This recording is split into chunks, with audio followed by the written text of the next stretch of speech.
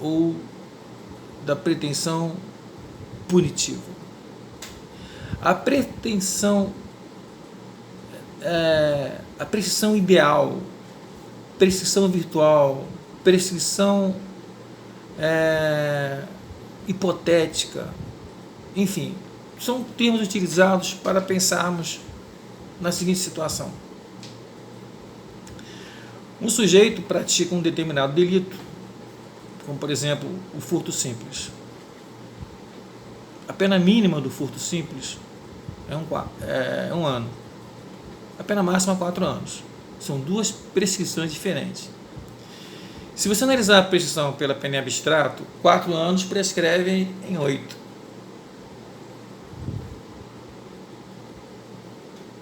E se você pensar na prescrição da pena concreta, que é 1 ano, prescreve em 4. Então são duas coisas bem diferentes. E é possível que alguém, no momento que o juiz recebe a denúncia, apresente requisitos, circunstâncias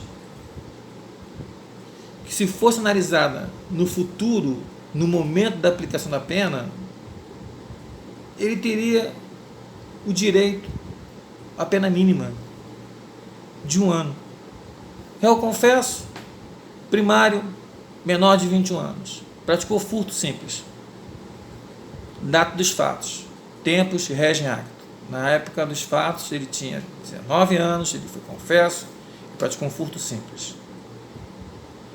Isso aconteceu em 2014, por exemplo, 6 anos atrás. Aí o juiz recebe a denúncia agora.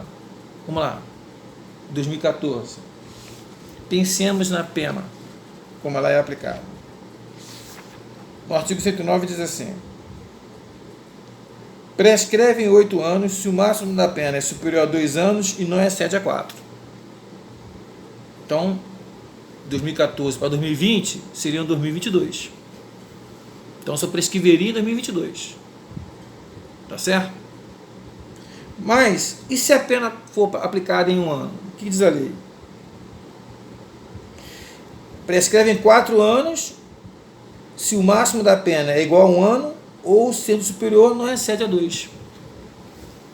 Prescreve em 4 anos. Ou seja, quando o juiz recebe a denúncia agora, ele pode decretar extinta punibilidade. Mas só que ele só pode julgar extinta punibilidade nesses termos, analisando da data do fato até receber a denúncia, a questão da pena em abstrato. Mas se a pena é concreto, estaria prescrito, excelência, porque você vai retroagir. Aí, meus amigos, isso não vai poder acontecer. Por quê? Porque temos uma súmula no STJ, súmula 438, que não admite a prescrição da pena ideal. Então, qualquer caso concreto, qualquer avaliação desse que vos fala, ou concurso público, até mesmo o exame da ordem, claro, nós temos argumentos para poder recepcionar a prescrição da pena ideal. Porque o curioso é que ele não aplica a prescrição da pena ideal, mas quando houver a sentença, ele vai aplicar a prescrição da pretensão punitiva, retroagindo o Instituto. Certo? Mas a pena ideal, não. Você não pode avaliar a culpabilidade de forma antecipada, porque há uma precariedade nisso. Então, o STJ sumulou dizendo o seguinte: não cabe, não se admite a prescrição da pretensão punitiva pela pena hipotética, pela pena ideal, pela pena em perspectiva, aquela que aconteceria. Não, isso é inadmissível no nosso ordenamento jurídico, no nosso ordenamento pátrio, ok? Bom, falamos da prescrição da pena ideal, falamos da prescrição da pena concreta, da pena abstrato, falamos da prescrição retroativa e a prescrição intercorrente. O que seria a prescrição intercorrente? Na voz do professor Guilherme Souza Nucci, a prescrição a prescrição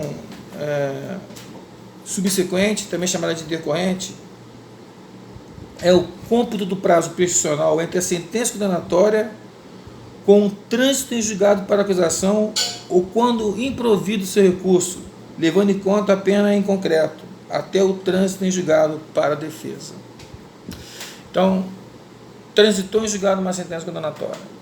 O Ministério Público se tornou silente, tomou ciência, dali passa a contar a prescrição. É desse jeito. Então, o Ministério Público ingressou com recurso especial e a defesa também. É improvido o recurso do Ministério Público e é provido o recurso da defesa.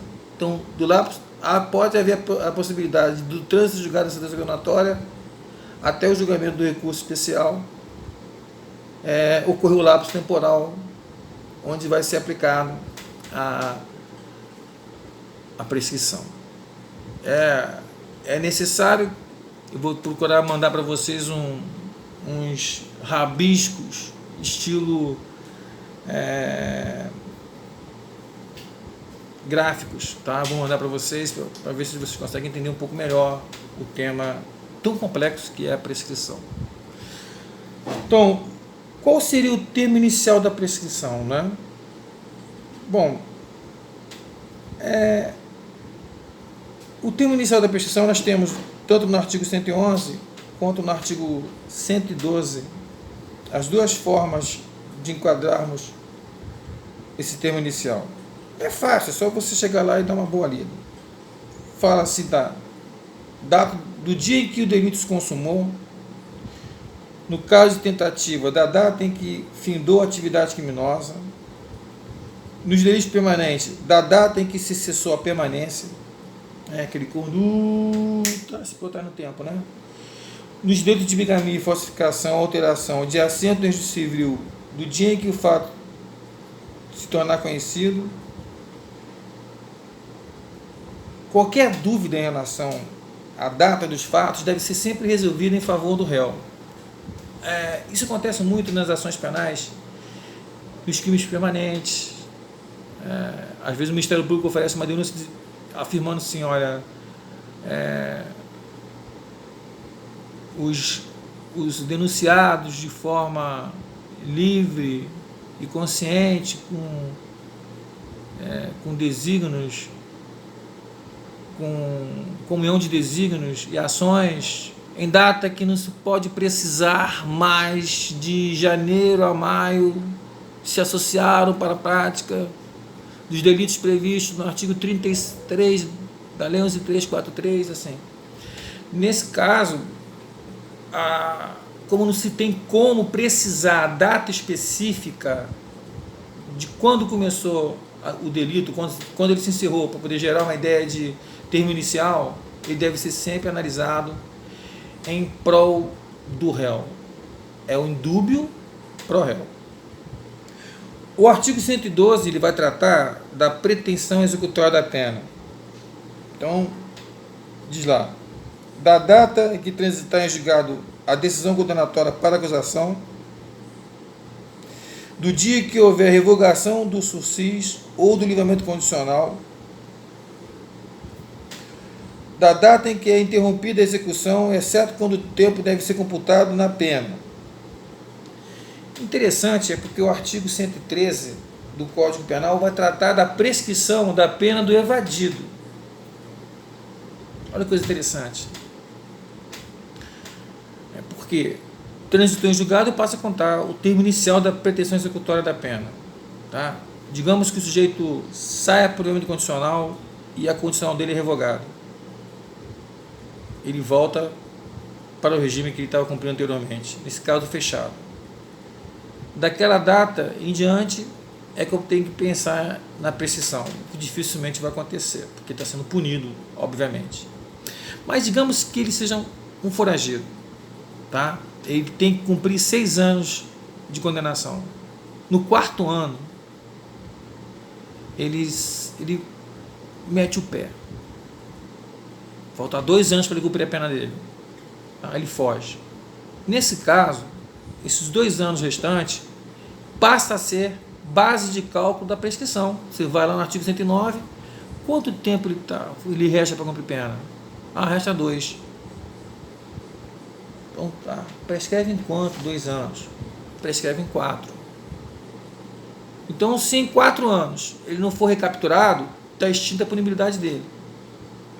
De igual modo, ainda que revogue a condicional dele e ele também se mantém foragido, da data da revogação da condicional, vai se tornar essa data o termo, a referência para o cálculo da prescrição. E todos esses casos que envolvem prescrição, senhores, podem perceber, a negligência da autoridade é que está em jogo. É o que está sendo válido como fundamento da prescrição. Certo? Bem, a prescrição ela também apresenta algumas coisas interessantes. Queria comentar com vocês aqui a questão da medida de segurança. Né? A medida de segurança aplicável aos inimputáveis, aqueles que, nos termos do artigo 26, em que nós temos a questão do critério psicológico mesmo, do doente mental, né? Aquele sujeito que não tem capacidade de entender o caráter do fato em razão do desenvolvimento mental incompleto ou retardado. O artigo 97, parágrafo 1º do Código Penal, vai tratar da questão de enquanto não cessar a periculosidade do agente. Eu já ouvi doutrinadores falarem que, quando analiso o crime praticado por um imputável, deixa de ser tipicidade, ilicitude, culpabilidade, para ser tipicidade, ilicitude e periculosidade. Bom, e essa periculosidade, né? É isso que nós vamos tratar agora. A medida de segurança, rapidamente, né? A medida de segurança, ela não é uma pena. Ela decorre de uma absolvição imprópria. Essa absolvição imprópria, por que ganha essa denominação? Porque se fosse uma absolvição propriamente dito, a liberdade seria plena. Mas em se tratando de uma absolvição imprópria, o sujeito só não vai ser considerado imputável, mas ele vai materialmente praticar um delito, um crime. Ele vai ser isento de pena, mas submetido a uma medida de segurança, que pode durar até quanto tempo? Pelo artigo 75 do Código Penal, o tempo máximo de pena hoje são 40 anos, por conta do pacote anticrime, né, da Lei 13.694, agora de 2019, que entrou em vigor agora em janeiro de 2020. 40 anos, a princípio, o tempo máximo para que se analise a medida de segurança, quanto tempo ele pode durar no máximo. A súmula 527 do STJ me parece ser mais justa e trabalha a ideia de que a pena em abstrato do crime praticado pelo inimputável que vai ser o tempo máximo de cumprimento da medida de segurança. Então, com isso, eu penso que a súmula 527 vem com maior segurança jurídica para que nós tratemos a possibilidade da prescrição da medida de segurança. A doutrina defende que a prescrição da medida de segurança vai ser, de fato, como referência à pena, mas nesse caso seria a pena em abstrato, a referência. Como nós não temos uma pena concreta aplicada, fica difícil você admitir prescrição na medida de segurança quando se fala de prescrição concreta, mas a prescrição abstrata eu vejo a possibilidade, baseado tanto na súmula 527 da STJ, quanto no conhecimento que hoje em dia acho que não merece guarita, mas o STF chegou a pensar que a medida de segurança deveria ser o tempo máximo de 75 anos, e razoável 30 anos, conforme era o artigo 75, que foi modificado recentemente. Eu acho uma insegurança jurídica, uma incoerência, porque se o sujeito que é capaz de ser punido tem total capacidade de entender o caráter ilícito do fato. Só poderia ficar 40 anos, não vejo por que a pessoa ficar de eterno preso. E a súmula 527, ela é uma súmula inteligente. Ela não tem vínculo, mas ela é uma súmula que orienta o magistrado na hora de aplicar. Sobretudo o magistrado lá que é responsável pela execução da pena, que está também tendo o crivo de analisar o tempo da medida de segurança. Diga-se passagem, se o réu demonstrar melhoras, né, pode ser que ele consiga, até mesmo antes do tempo da pena em abstrato, sair. Né, porque nós não transformamos medida de segurança em pena. Somente pena em medida de segurança é o princípio da reserva legal, é o princípio da legalidade. Bem, também temos a contagem reduzida do prazo prescricional nos termos do artigo 115 do Código Penal. O 115 vai tratar da redução pela metade a prescrição. Se a prescrição ocorreria em 10, vai ocorrer em 5. Se ocorreria em 4, vai ocorrer em 2. Se ocorreria em 20, vai ocorrer em 10. Quando o agente que praticou o delito é menor de 21 anos na data dos fatos. Artigo 115. Se na época dos fatos, quando ele praticou o delito, ele era menor de 21 anos, a contagem prescricional vai ser reduzida pela metade.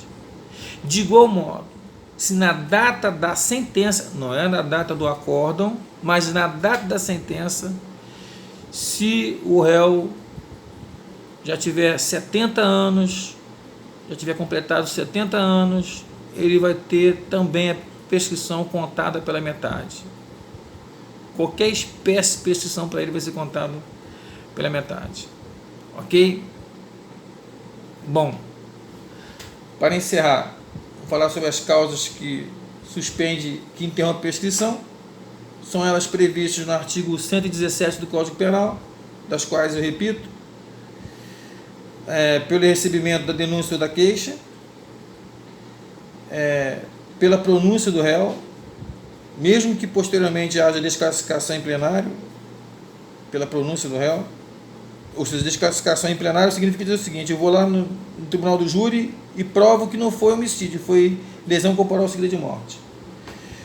Pela decisão confirmatória da pronúncia, que pode ser o trânsito julgado da pronúncia porque a defesa tomou ciência, o Ministério Público também tomou da pronúncia, ou pode ser porque veio um acordo do recurso de distrito, que é o recurso cabível para a pronúncia, ou da confirmação da impronúncia na apelação. Pela publicação da sentença ou acordo condenatório recorríveis, ou seja, o sujeito foi condenado, depois da sentença condenatória, pode surgir um acordo confirmatório da sentença condenatória, e esse acordo também vai ser ele o fator prescricional. Também interrompe a prescrição a reincidência no réu. Ele pratica um novo fato criminoso, obviamente que vai interromper a prescrição do crime passado e ainda vai responder pelo delito que ele praticou atualmente. Então por isso as interrupções. Também há causas que suspendem a prescrição. A saber, temos aquelas questões enumeradas no artigo 116, temos rapidamente eu digo para vocês o que significa. Quando ocorre a suspensão condicional do processo, o sujeito aceita um acordo com o Ministério Público para suspender o processo dele, ele cumpre algumas condições, enquanto está suspenso o processo, também está suspensa a prescrição, porque não faz sentido você suspender o processo e não suspender a prescrição. Então, pelo princípio da paridade das armas, ambos devem ser suspensos, tanto a prescrição quanto o processo. Isso acontece também nos termos do artigo 366 do CPP, já comentado anteriormente aqui, em que o réu é citado por edital, não constitui advogado, a prescrição é suspensa e o processo também. Porque se o processo continuar com a prescrição suspensa, o réu não sabendo do que está sendo processado, vai acontecer a revelia, e o princípio da ampla defesa não admite isso. Seria uma parte injusta do poder punitivo. Também, se você for suspender a prescrição, Por exemplo, suspender o processo e manter a prescrição, isso vai gerar uma impunidade legítima, o que nós não admitimos aqui. Bom, o artigo 116 tem as causas que também suspendem a prescrição, e a que nós temos para ler por último, né? Antes de passar a julgar a sentença, afinal, a prescrição não corre enquanto não resolvida em outro processo questão que depende do reconhecimento da existência do crime, enquanto o agente cumpre pena no estrangeiro. A questão do inciso primeiro, enquanto não resolvido em outro processo, questão que depende do reconhecimento da existência do crime, pode ser questão da receptação, crime anterior ser roubo. Pense também no crime de bigamia, se não for reconhecido em outro instituto, numa ação civil, né, anulação do casamento. Tem umas situações assim como o artigo 236 do Código Penal. Enfim. Bom, senhores, essa é a nossa aula. Entre em contato comigo e estaremos assim dirimindo as dúvidas de vocês. Espero que tenham gostado do nosso encontro. Para a rapaziada, um abraço. Para as meninas, um beijo no coração. Até a próxima aula, se assim Deus permitir.